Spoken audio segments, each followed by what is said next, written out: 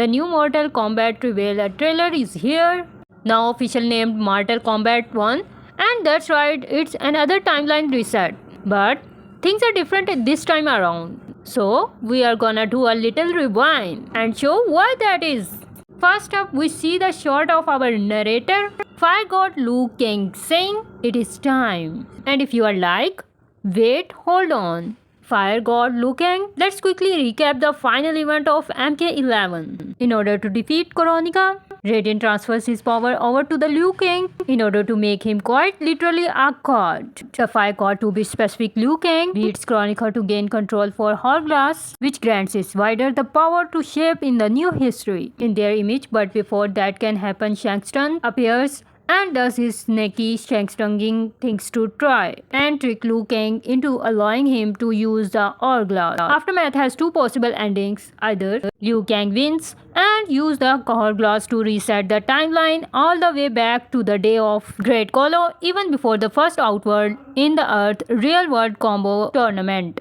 Or Shang Tsung wins and rule over all the realms with an iron fist. Obviously, we can see which ending is canon, but it still may be important to know that there was a split outcome in Aftermath, for reason that we'll get to shortly. Alright, now that we are all catch up back to the trailer. I initially thought that this was a Great Kung Lao, but it's very likely Raiden producing the hat, the lightning Q and the medallion that we can barely make out on his waist. Raiden, of course, is no longer a god, and thus it in this new world that Liu Kang has sculpted is living out his days as a farmer. Why did I think this was a Great Kung Lao at first? Well, at the end of Aftermath, Liu Kang shows up before him and select him as his champion. So it would make a sense that the first character we had see outside of Liu Kang would be the Great Kung Lao. Still, the safe bet here is that it's possibly Raiden in mortal form. Then we cut to Kitana, who is being celebrated in her notably not destroyed homeworld of Edenia. And we see another side that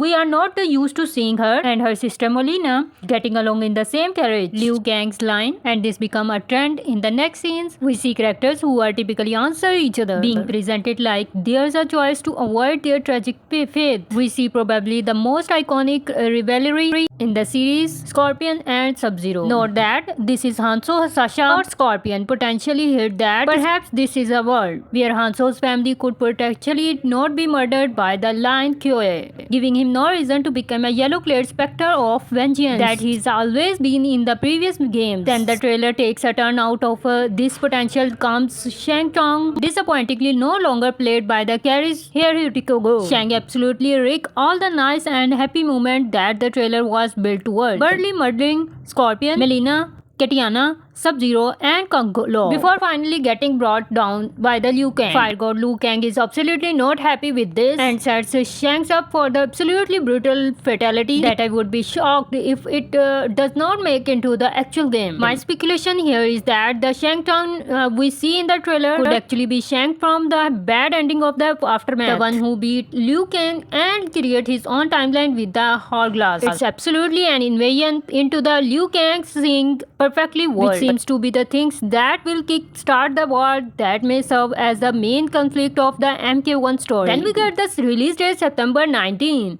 which is actually much sooner than I would have expected. Some other tidbit from the FAQ on the side. There will be an earlier access period for those who pre-ordered the Essential, making the releasing date September 14. There will be an e-commerce system. That adds a whole separate roster of assist characters as one of new game playing system beyond all the characters that appear in this trailer. Johnny Cage is also confirmed to appear in the game. Rollback netcode is confirmed and there will be a console beta something in August. And that's breakdown of the Mortal Kombat 1 reveal trailer. 2023 is very exciting year for the fighting game fans. Thank you for watching.